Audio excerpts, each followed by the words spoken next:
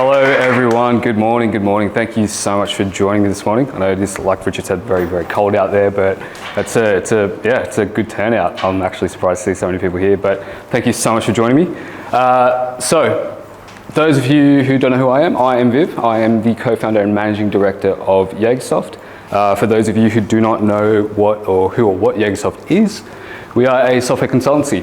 So what we do is we design and engineer software products, custom software products for businesses that are looking to innovate, scale, and grow.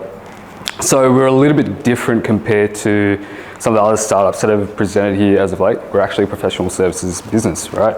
And we're essentially a startup providing services for other startups. And in terms of the services that we do, essentially what you see on the right there, a lot of web application development, mobile application development, cloud integration, API development, and system integration. I know, look, it's very tech-speaky there, but very unique use cases, scenarios with businesses that we work with, and that's the reason why we build custom solutions and products. I'll dive into that a bit later on. Our focus as a business is, we got two verticals there, so how do we help businesses innovate? So either via digital transformation or digital creation. So when we say digital transformation, what I mean is we help businesses streamline their operations, right? So we go in, we are a consultancy, so we try and understand what their processes are. Post-COVID, digital transformation was the term, right? So a lot of businesses trying to figure out, okay, look, we need to change how we operate, how do we do it? We go in, understand the processes, and we digitize it or automate it, right? That can be in the form of custom software products or just integrating existing software that they already have. The other vertical is digital creation, and that's essentially creating brand new software products or experiences for the customers of the businesses that we work with. I hope that makes sense to everyone, and that is, custom software products or honestly, a lot of integrating existing services and solutions that exist, right? Sometimes people just need a unique offering with existing services that they use. Yeah, cool. I kind of wanted to, I normally do a technically heavy preso, right? But I thought, look, it's good to understand, the background of the founder, why it is, hopefully running through my background, hopefully you guys understand, helps you better understand why it is that I do what I do, right? Because I do have a hell of a story, and hopefully that explains a lot as to why Jaegersoft is Jaegersoft. I actually wasn't born here. I was born in India. That state that you see highlighted there is where I was born, the southern tip right there.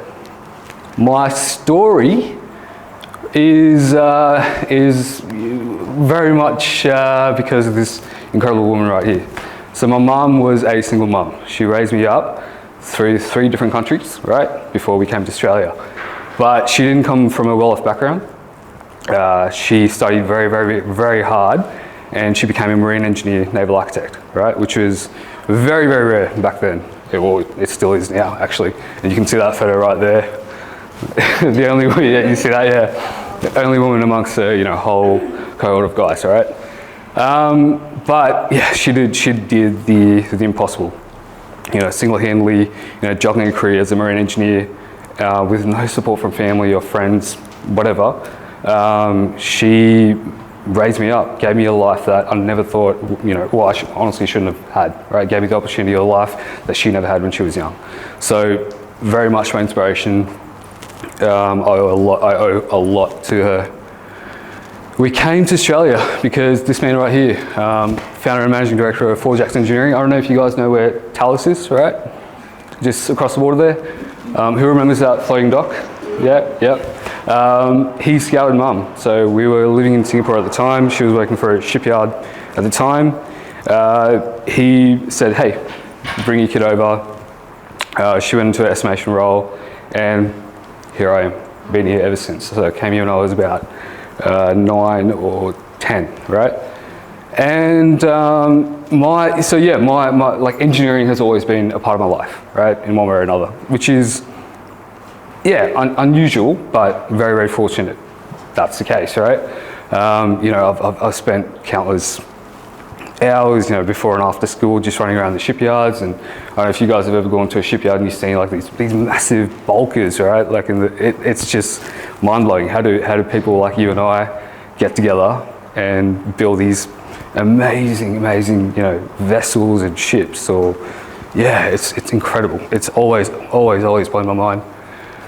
So I knew I wanted to get into engineering. So University of Newcastle. I actually started doing mechanical engineering, but unfortunately I hated it. It was it wasn't what I thought it would be. I was very bored, like, you know, and I actually ended up failing and dropping out. And I took 4 years off uni. Probably the most important 4 years of my life, because I didn't know what I wanted to do, and I think going from school straight to uni was, well, how you decide what you want to do for the rest of your life, right? So, yeah, very important 4 years. I just, you know, I worked in hospitality, I worked in bars, just odd jobs here and there, traveled a lot, and I fell in love with technology, right? I realized, hang on a minute, I keep using this thing all the time here. Incredible apps were coming out at the time, or were becoming very popular, I should say, like Airbnb and Snapchat's probably the most important one, right?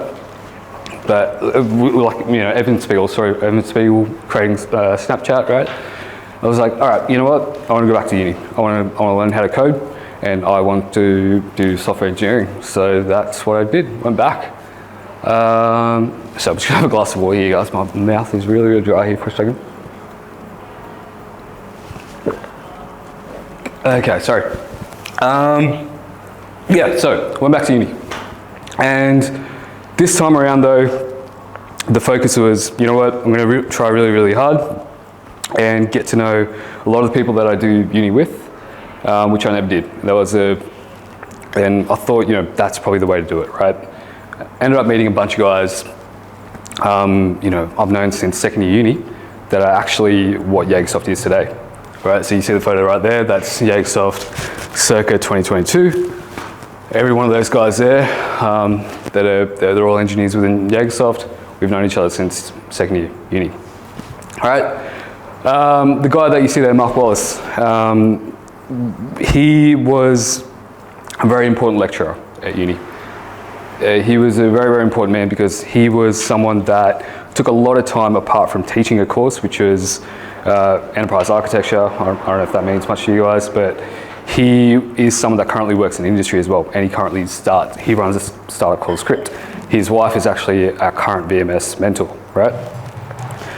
It was very important because he, you know, left a meaningful impact on all of us and kind of helped us a lot in our early days starting up Jaegersoft. So I hope you guys can kind of see a theme here where, like, what we're doing is not really just us itself, it's a lot of help within our network, which we're very fortunate of, right? So during uni, so part of any engineering degree, you have to do a 12-week placement, which is, they make you go do industry placement, 12 weeks of industry placement with an industry, an organization out there, right? I did about 30 applications, got nothing, absolutely nothing. I did Komatsu, did Boeing, did M Control, zilch. And I was kind of a little bit down the dumps because all my mates were, you know, getting it done. I'm like, oh man, what's going on? Why am I getting nothing, right? I got one reply back. It's from this man, and it's with the Melt Accelerator, right? Does everyone know what an accelerator is? Yep. So I actually didn't even know there were accelerators in Newcastle, right? I didn't even know there was a startup scene in Newcastle. So that honestly changed my life. Why? Because it was a great experience. I learned a lot in that 12 weeks. It actually ended up being, it ended up being about 6 months. I ended up learning more than I ever did in the last 5 years of uni and school, right? Why? Because, so I worked under Clint Bruin. He's now actually the partner of the Melt. And he essentially got myself and there's Scott there, the guy in the high vis there. I'm still really close friends with him. We were put in a group and we worked under a startup itself, right? The startup that I'm talking about is Arata. So what they did was they did a new innovative way of thermal insulation, right? So he got a piece of research from the uni, and he wanted to productize it, right? And we were just students, we knew, sure, we knew nothing. But what Clint and Luke, who was the founder of Rada, what they said was, look, we want to make a control system network, go figure it out, right? They laid a skeleton, right? So go do research for 3 months, right? Design, architect your product, build the product, and then come back and present your product. And then that was it. Thrown in the deep end. Best experience of my life, right? Because that was the window into, well, innovation is one, but startups, right, for me. How do people build new products? Very, very fascinated from then on, right? So very, very fortunate to get that done, but in the process got very well connected to Clint. And to this day, he's a personal mentor of mine. And being close with the melt, I was the only software engineer, and there was plenty of startups there that were struggling with building their software product.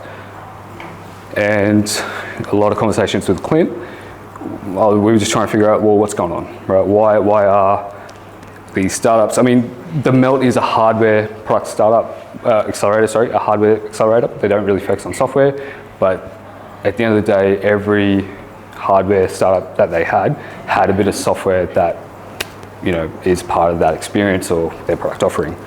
So, why were these startups struggling to build their software product, right? Because software is not easy. Building software is complicated. I think, has anyone tried to build a software product here? Or build an app? Yeah? You guys finding it hard? Yeah? What was that, sorry? That's why they're all young. Yeah, I assume so. It's not easy. It really isn't easy. And there's so many avenues that you can go down. So if you're a startup, right? So at the end of the day, well, okay, when you're building a software product, it's not black and white, right? Out of all the engineering fields, it's, you could argue it's actually the most creative. It's like it's an open canvas. There's a billion ways you can do it.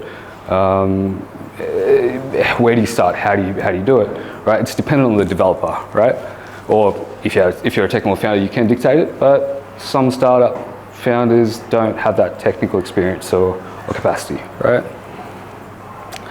A lot of the startups that I worked, I was talking about the Melt, they went through offshore development. Yeah, so offshore development, it's cheap. It's very, very cheap. If you can get it right, it's bang for your buck. It's a damn good investment. But getting it right is very, very hard. Why? Because the reality is they do exactly what you tell them to do. But that's the problem. They do exactly what you tell them to do. If you're a startup founder, you're doing a billion things, right? So you got to sell, you got to market your business, your product. Do you have the time to be the product owner, to be the project manager, to constantly build the specifications that you're going to send through for offshore development? Do you, right? It takes a lot of time. Like say if it's 40 hours that you're outsourcing, 20% of that, or 20 of those hours, honestly, is probably spent just going back and forth, speccing, just spending time with them to make sure they are building what you want them to do, right? And that's a risk. And unfortunately, all the startups that I talked to at the time, they were significantly over budget and schedule. I think some spent about 150K over trying to work with offshore dev when they probably should have pulled the plug at the 50K mark, right? Just because, well, they're stuck in there. What do you do, right? Hiring internally, yeah, it's great. Have developers on board with your business. They know your domain knowledge and they grow with your team. Sure, fantastic. But again, HR overhead, right? The amount of time and effort it takes to build technical teams, it's hard. It's hard. And if you, like I said, if you have to go and market and sell, then how do you do that effectively, right? And going with dev agencies, yep, fantastic. But here in Newcastle, here in Newcastle before we came along, very expensive, very, very expensive. And if they had time to actually take on your contract, why would they want to work with a startup, right? Well, when they can work with, say, the heavy industry businesses around here that are, more concrete work and contracts, then yeah, you're shit out of luck, essentially, right? So, I knew this problem, and talking with Clint, we kind of discussed it, and we formed Jaegersoft because we wanted to, and the idea of Jaegersoft was having a balance of all three that you see here, right? And that's how we started. That's the birth of Jaegersoft, right? So we wanted to provide a cost-effective service, right, for startups, right, to build software products without risk. So at the end of the day, if you outsource to a technical team or a dev agency, what they should be doing is managing the risk of product development, and that's what we do, right? With a technical team as a service, we integrate with their business to take ownership. That's the most important thing, and manage the risk of software product development. And as you can see there, that's a team we have right now. Literally every one of them are UON alumni.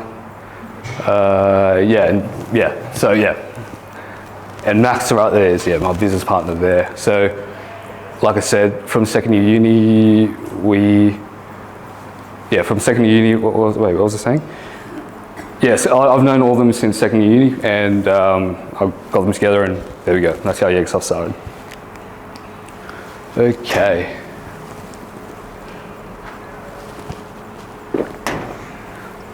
So, software product development specialist. Like I said, what we do is manage your product development journey to success, from concept all the way to product market fit. So what that means is we don't take on work quickly, right? We're very, very, very strong on consultancy. And consultancy is essentially what you see in the discovery and design phase right there. We're very, very strict on really being methodical and getting those two phases done properly before we even start development. A lot of startups hate that because, everyone wants to be quick, everyone wants to be agile, but speed and agility is fine if you're a larger company with resources to burn, right? And you have the project management and product ownership capacity to actually, document and oversee everything, right? Oversee the development team. If you're a startup with not that much technical capacity, you have to make sure that if you're getting off on the right, or you're gonna make sure you get off on the right foot. You're gonna make sure that your specification is correct and the documentation is correct, and that's what we make sure. There's so many contracts that we take on where unfortunately the founder has gone through with the developer or say cheap capacity via offshore, but they haven't documented anything, right? They've just started coding up something, and unfortunately it's just not working. They need to meet the deadline, right? We come on board, and where do we start? No two developers the same, right? No two developer can really understand what each other's thinking, right? So it's very important that we document everything. So even if you don't decide to go through with this in development, we have your blueprints there. We have the foundation set that if you do decide to go, or if you do decide to invest in your own technical team one day, you have that specification there to go off. Time spent in handover, that's the key, right? And the clients that we worked with. So yeah, look, a lot of startups that we worked with. So Greasepots and SafeGauge, early startups with the Melt that we help build their software products. They've gone on to actually raise, I think, about 4 million in funding with our help. And since then, we've actually just expanded to larger businesses, the bigger businesses like Orica and manufacturing businesses like Rapid Spray. They like what we do. Again, same mentality. How do we build software products lean, effectively, right? And that's what we've done. So we're very, very, very fortunate to be where we're at right now. We still work with a lot of startups, but we're now working with a lot of the manufacturing and heavy industry businesses around the Greater Hunter region. Very, very proud to be a part of the VMS program. So very lucky in the sense that here in Newcastle we have the I2N network, right? And we didn't know that we'd actually be eligible to sign up to this, but we did, and it's been fantastic. So Sarah, I showed you Mark before. Sarah's actually the wife of Mark, one of our lecturers at uni. So she, got us on board. She jumped on board as our mentor, and Yannick as well. He runs a consultancy here in Newcastle, and they've been monumental. The fact that we catch up with them and they run through what they've gone through, provide us advice on how to scale or how to onboard, whatever it be. It's been massive. And the story so far. So we started in 2020. We actually started in COVID, which is interesting. We were bootstrapped, so bootstrapped from the get-go. We had 3 team members, 0 in payroll, which is important because none of us got paid for. I didn't get paid for the first year I did that. It was pretty crazy actually. I was doing uni. I'm actually still doing uni, by the way. I'm not sure if anyone knows. I was doing uni. I actually had a dev job at the time, and was doing Jaegersoft, I think, for about a year without getting paid, but I loved it, and lucky to say I've got a good career out of it now. But yeah, it was pretty humble beginnings, honestly. We had no network as well. We were all a bunch of kids at uni, no corporate experience, right? Where do we start? How do we go about it? But some would say Newcastle is a small market, but everyone knows each other, right? So to network, it's very, very valuable. You go, you talk, people will talk about you to other people. And that's how our business has grown. We're very fortunate to be here in Newcastle because of that. The focus was on startups, but in 2023, 2.5 years, actually hasn't been that long at all, has it? 2.5 years, it's gone quick, but yeah, we're still bootstrapped, no investment, 7 guys, 7 on payroll, very important. We're working with 12 clients, a lot more, not just here in Newcastle, a lot in Sydney. I did say, look, it's important to network here in Newcastle, but Sydney is only 2 hours away. It's a large market. If you're working with startups, by all means do that. We work with a lot of clients in Sydney. We do continue to work with startups because that's my passion. I love building new products. That's what we love to do. But like I said, we're working with a lot of larger, heavy industry businesses around here. And yeah, we've been profitable each year since inception, and we're on target to cross that 7-figure mark in 23, 24, which is, honestly didn't expect it at all when we started. So we're doing something, right? Yeah. Awesome. And yeah, look, just to sum up the story so far. Look, yeah, it is. We're doing something, or I'm part of something that I'm really, really passionate about. I want to help people solve their problems, build new products. Innovation is key, right?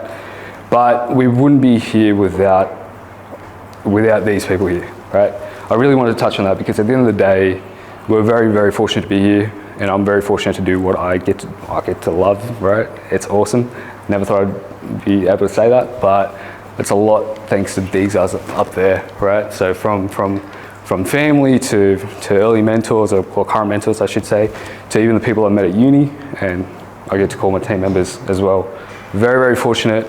Thank you guys. I hope that made sense. I kind of ran past that quite quickly, but that's a story, my story, and that's the story of Jaegersoft so far. Awesome.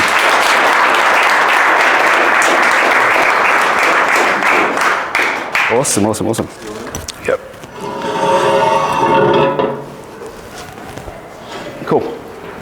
Thanks for that, Viv. It's always nice to hear a story, or it's always super engaging when you hear a story of all of these lucky and unlucky things that happen that sort of lead you to the point that you get to that decision to start a company. Yes. And the big why behind all of that is always really, really cool to hear. Yeah, no, exactly. Yeah, that's all right. I thought it was important to kind of share the background itself because you hear a lot of businesses and startups, how they get up and going, but you don't really understand the psyche of an entrepreneur. I think it's very important. Hopefully that helps you guys. Yeah. All right. So we've taken a bunch of questions from everyone here in the room and some more at registration. So thank you for submitting those. And they're around the business, the tech, and the challenges related to starting a company. Mm-hmm. So we'll kick off with our first question, which is from Shannon, who's an iTwin Accelerator participant. He's the founder of Responder, and he's asked, how have things changed with your business partners throughout your journey, and what is the impact of these changes? Yeah, is Shannon here today? Oh, hey Shannon, how are you? Yeah, look, so that's an interesting one. So we actually started off with 3 business partners, right? Within 6 months, a year in. That's my other business partner there, Max. We're all friends, we're all at uni. Unfortunately, we had to exit the third founder simply because, look, we're all on amicable terms, we're all on good terms, but gone through a tough time with personal life and wasn't able to, put time towards Jaegersoft, right? That was probably the biggest thing that's kind of a part of that, and that does happen to a lot of startups, right? It was pretty straightforward in how we did it because, look, he himself knew that he couldn't go forward with the business, right, which is fine.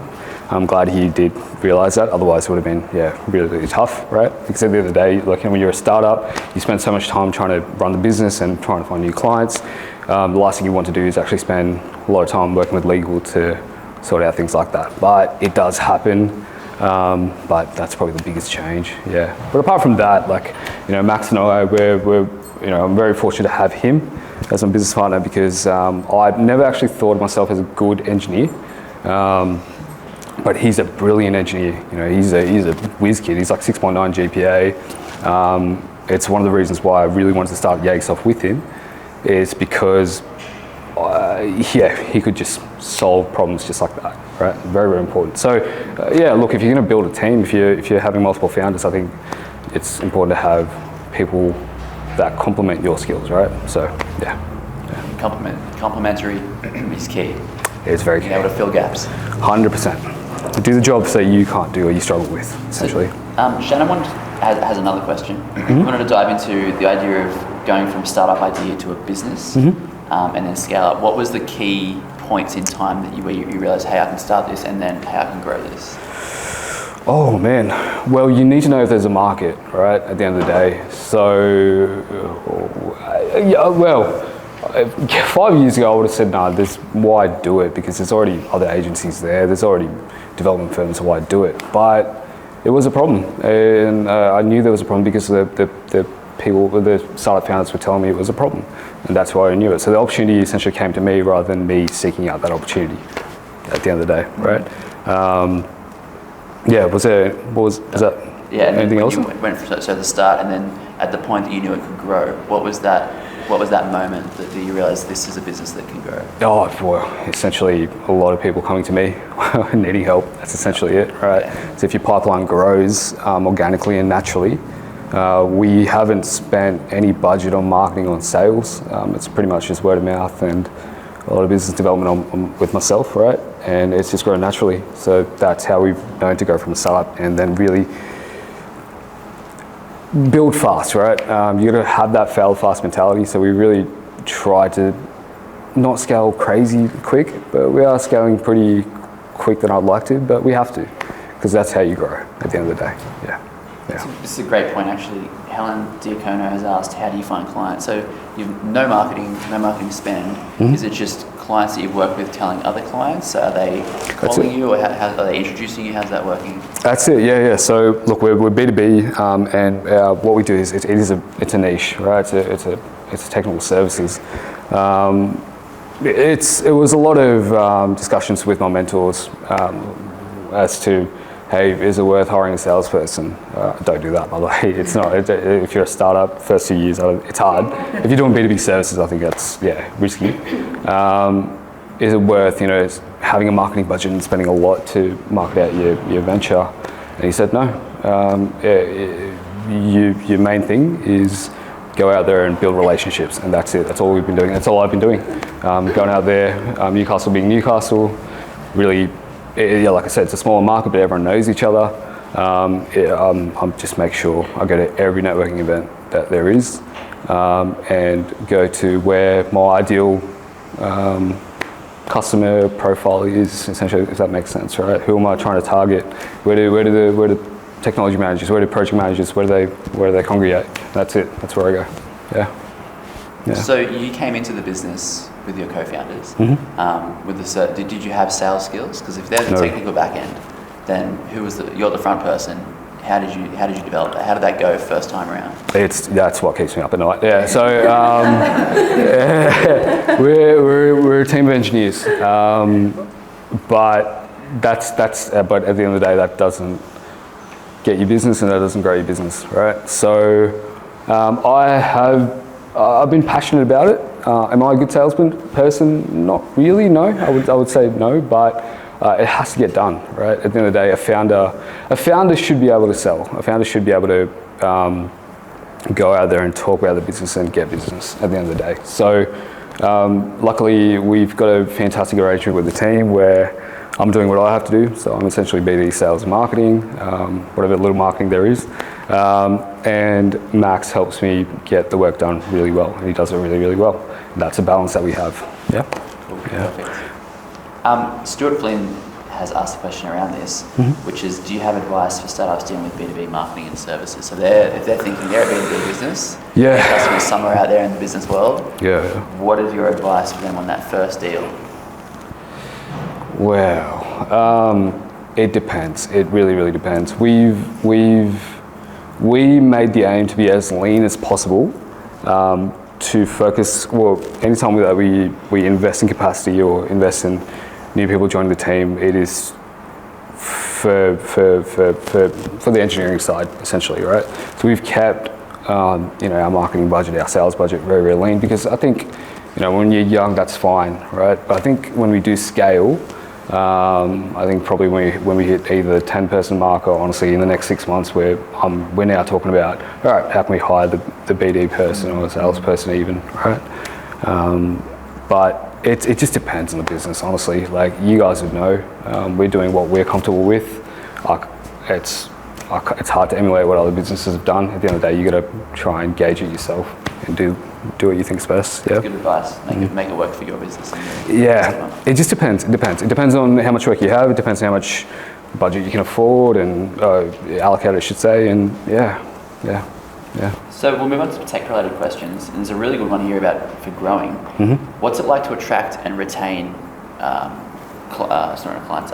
employees? So if you've got a tech team, everyone else out there is looking for tech employees. How do you compete in that market? It's tough. Yeah, it is tough. Why work for a small Newcastle dev agency when you can go work for an Atlassian or an NIB, for example, right? Well, it's a tough one, but luckily, we've been very fortunate to retain all our staff. We have a great team, and look, I'm going to give the basic answer that you have to have a good culture at the end of the day. Look, that photo there you saw of all the guys, we do get work done, and it's very important for us to make sure that when we do work, we do work well, and there is professionalism in the workplace. But at the end of the day, we are for each other, and we want to see each other grow, right? For me, a big thing about it is we hire a lot of junior devs from Newcastle Uni, right? One thing I didn't touch on was that when you're in uni, there's a massive discrepancy as to what you learn in uni and what's relevant to industry, right? I think there's a couple of devs here that I know from uni, but they agree with that. But you want to invest in their growth alongside what they do at work, right? So that can be in the form of, hey, do you want to go down project management? From the day one, just talk about that, and on a monthly basis, invest in their personal career growth. Right? They might leave, sure, they would, but at the end of the day, that way of investing in their growth for us has meant that they've stuck with us, right? And be open, and don't make it like a sweatshop. Just have the idea that you go in there, you work with people that you want to work with. And you want to collaborate together to build good shit, build good quality products, right? And we all have that mentality. That doesn't mean that we've let some people go in the past. They've left, and I've unfortunately had to let them go because it wasn't their thing. We're a team of very curious architects and engineers, more than just developers, right? And you kind of know that from the get-go when you work with someone, right? So if they're curious and they're passionate to learn and build, solve problems, then we've invested in them, and they've stuck with us. So yeah. There's people in the room who are very passionate about culture and businesses, and especially in startups. So it's cool to hear that to retain people is just have a good atmosphere at work. 100%. Treat people well. 100%. I think it's the dynamic's changing, right? Like here's the thing. I don't have that much of a corporate experience, so I actually don't know what it's like. We Good do or the bad. Yeah, that's it. All I know is like I want to work in a place. I want to make sure my guys work in a place that they're comfortable with and that they enjoy. And we still have the frameworks in place to make sure we're efficient and we build. We do work well, right? So, yeah. We've got some challenge-related questions asked from people. And one person's asked, when you started your company, what was something that you assumed would be super hard and turned out to be pretty simple and not much of an issue at all? Probably the engineering. So, the building of the product is actually really straightforward. The doing itself is actually not that complicated at all. And I showed you guys that process, right? That 4-step process. What is hard is actually understanding what the customer wants, because that actually takes a lot of time. Because the customer themselves sometimes don't really know what they want, and if they're a startup founder, it's constantly changing, right? So that's the hardest part, right? The nailing down the specification and the scope is the biggest challenge. But yeah, what we thought was, oh man, how do existing businesses build these massive multi-tenanted platforms to scale? It's actually not that complicated. We do it pretty well, but to do it to the client specification, that's or nailing that client spec, right? That's the tough part. Yep. Why is it so hard from your founder-client perspective? Why are they always changing their mind? Okay, so if you prospect out to say 10, 20, and I see this happen all the time, 10, 20 different possible clients, or you get feedback, right? Early feedback from your customers. You essentially build up your requirements, right? But sometimes clients there's that one customer out of the 20, they state a feature request or a requirement, and then suddenly, boom, the scope, they want to change it, right? It happens all the time. Because as a startup founder, you want to try and appeal, or you want to satisfy all your customers from the get-go. So what that means is you're constantly adding and shifting your requirements to the scope, which is, from a product development perspective, not efficient at all, right? So yeah, I guess that's hard for a startup founder, for example, right? Does that make sense? Yeah, it makes sense. It's tough to strike that balance where they're getting constant information in and you're trying to keep up with that change of scope. Exactly. My job is literally just asking why. Like, it really is. Half the time it's just wrangling with the startup founder or the client, just saying, okay, this customer's saying they want this feature, but why do you want it? It's possibly going to be another 50K investment. Is it worth doing it? Will that actually get returned? Because sometimes you want to answer the client's needs, but sometimes the clients actually don't understand what the investment is for that feature or request, and tying into what return they can get out of it. So yeah. All right, we've got 2 more questions so we open up to the audience. Second last, what was the hardest thing that you faced so far in your founder journey? Hardest thing I faced so far in the founder journey? I don't know. It's been something that's complicated.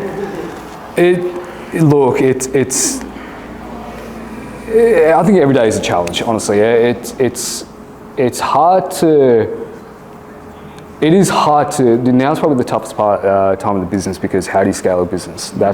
Scaling up's been an interesting challenge, and there's so many ways you can do it as a services business. And Max and I, man, we've been kind of banging our heads a little bit as of late, because we're just trying to figure out, well, how do we do it?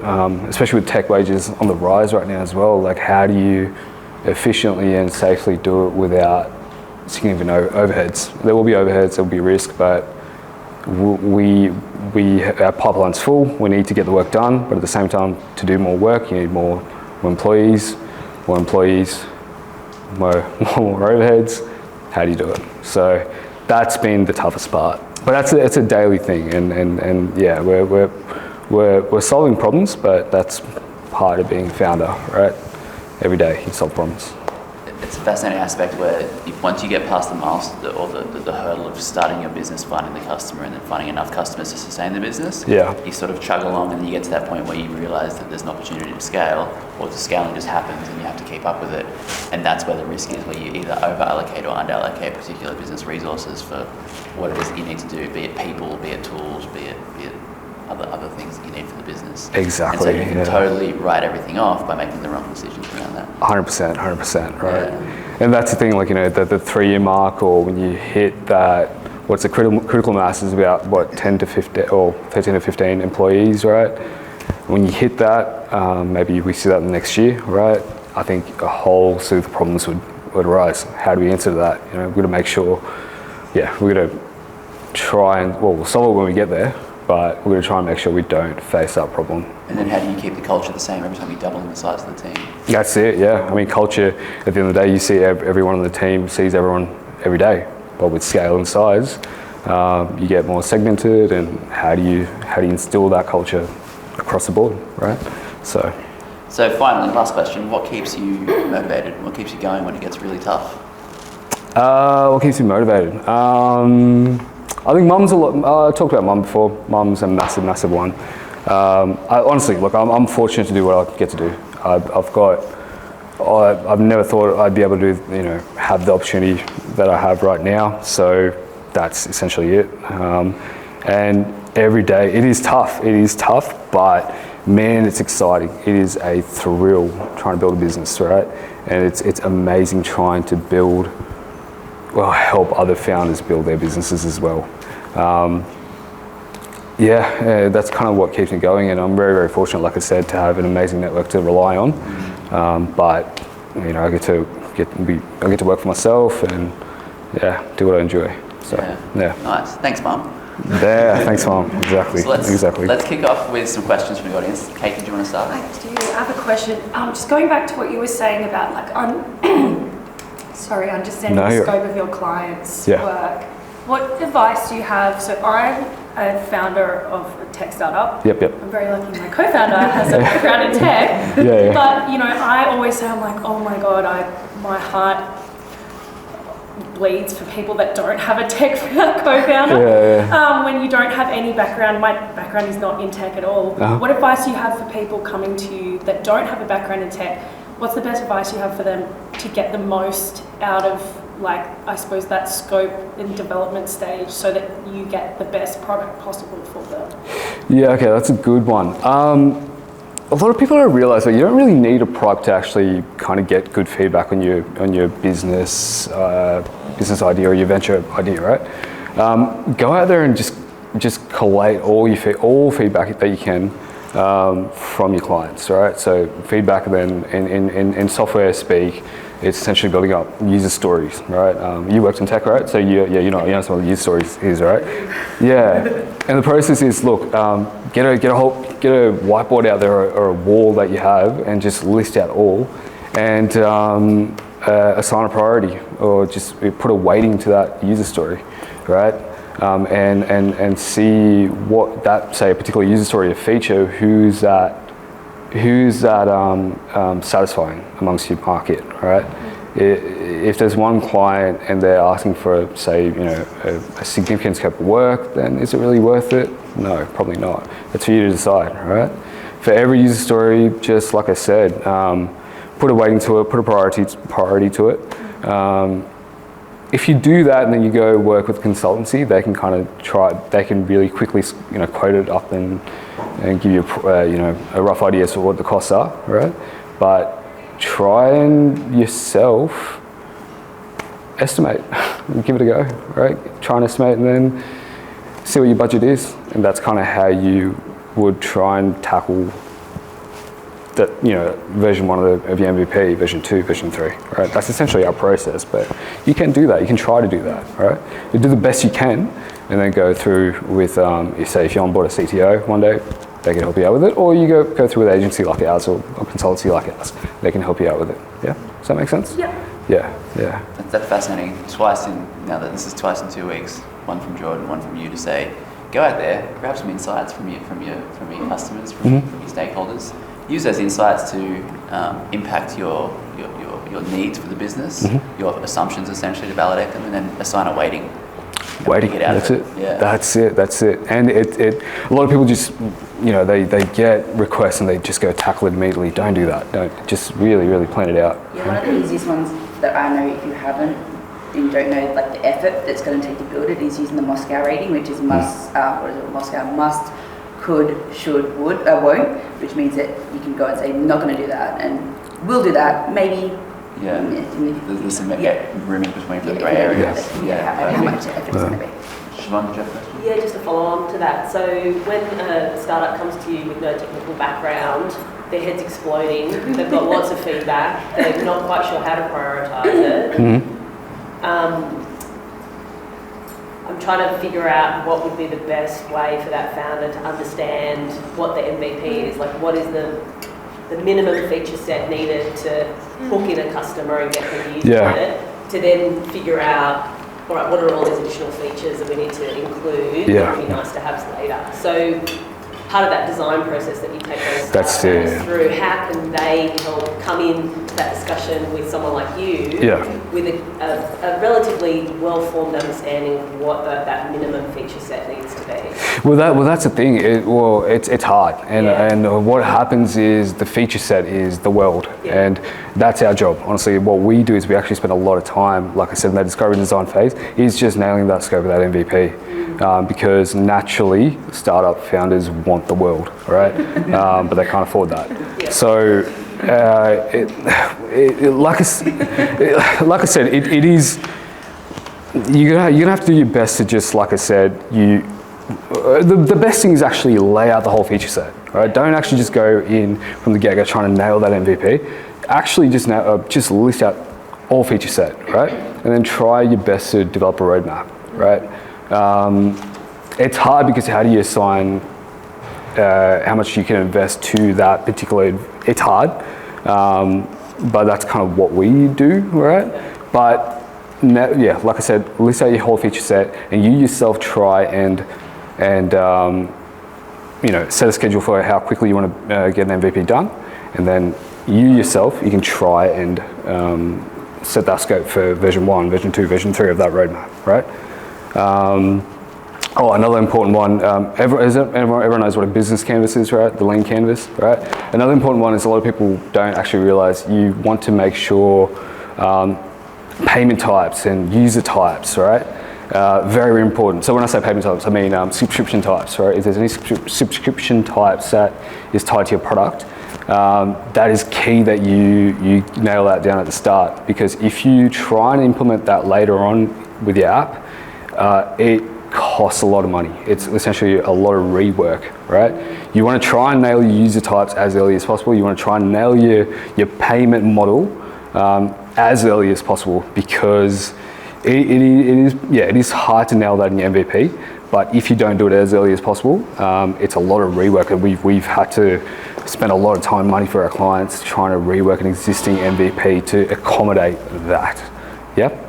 It is hard, but again, that's kind of, that is what we do. And unfortunately, it is a problem a lot of founders have, right?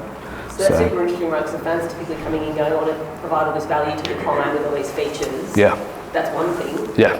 But actually there's the back end stuff, like how they pay, how frequently they pay. That's it. Like how you communicate with them, data, privacy, all that kind of stuff. That's another good one. That's another good one as well. Compliance. Data storage requirements, all that kind of stuff. Exactly, that's another good one. Compliance. Stuff. Yeah, compliance is another one. A lot of people don't realise, so they might think that implementation is straightforward, but what are the security compliance? What are the requirements, compliance requirements that you have to meet? We actually did work with a startup that, from the get-go, they wanted to deploy a product to Europe, but their particular product were managing user data in the form of user names and names. And Europe's it's a bitch to work around. GDPR, exactly.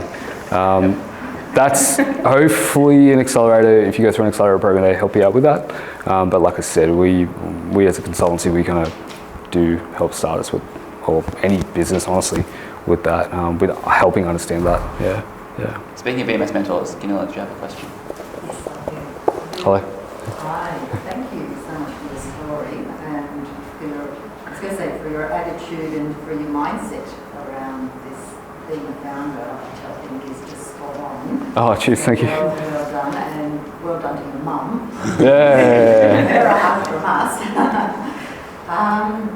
I have actually quite a few questions, but I might catch you after if I can. Sure. But on the, just more on the business and the technical side, I'm just interested in what sort of the breadth of the software products that you offer. Yeah. And I mean, maybe how do you deal with that breadth? Because it's so huge. So do you just focus on specific areas or not? And then I'm really interested in how you are going to start dealing with ChatGPT and AI. No, look, that's a very good question. Remember when I said one of the problems is trying to understand how to scale the business? We're pretty agnostic with what we build. We do work with a lot of technologies. We're starting to standardize it a bit more. But like, for example, when we're working with like heavy industry startups, for example, they have, say, hardware that we need to build software to integrate with, right?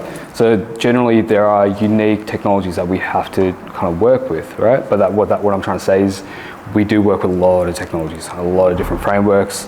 We're very bespoke with what we build. It's great, but again, very hard to scale. And that's kind of like a bit of a identity crisis, or not identity crisis, but what we're trying to figure out from here on out. I think a lot of businesses, you can correct me if I'm wrong, they try and standardize and maybe even focus on one, like a niche, right? I think that's normally what they do, which is fine, we'll get there, but we really do enjoy kind of solving different problems for different industries. So that's probably going to be a challenge for the next 6 months, how to narrow that down. Yeah. Well, I might talk to you after. Sure. Yeah. Dan? Hey, Dan. Tech founders and startups in general, like the barrier to building a product has never been lower with low code and no code tech stacks out there. So getting your MVP up is relatively easy these days, and I know that you guys do a lot to help people kind of get through that process. The problem that often comes with those low-code, no-code systems, so they don't scale very well. That's it, yeah. So it's great to get your MVP out there and test the market and get your customers and have an initial product. How do you help those startups and founders sort of cross that void from about growing the low-code MVP into we now need a scalable product? Do you guys, you've started to experience that sort of stuff? We have, and you're spot on with that. Like low code, no code, it's great for MVPs, but you will struggle to scale it. So unfortunately, we have, and it's been starting from scratch most of the time because of, when you get to say 2.0 of your roadmap, for example, your requirements are very unique, and to accommodate that, you have to again start from scratch, set the foundations up, and build a scalable platform. Right? That's the harsh reality of it. Right? So hopefully your MVP, I don't know if you do go no code, you build up enough revenue to be able to do that. But it is possible. It is possible to scale off a no-code platform or a low-code platform, but I would say it's very hard, right? Very, very hard. Yeah. And the MVP is really the throwaway. It gets you to that 1.0, but it helps you with the technical risk and prove that out. But then once you move on from that, you start again. You build a proper scalable. Yes and no. I mean, yes and no. Like if you do take the time to kind of build carefully, your MVP carefully, which is it's kind of going against like, you have to build with speed, but you should be able to build off your MVP.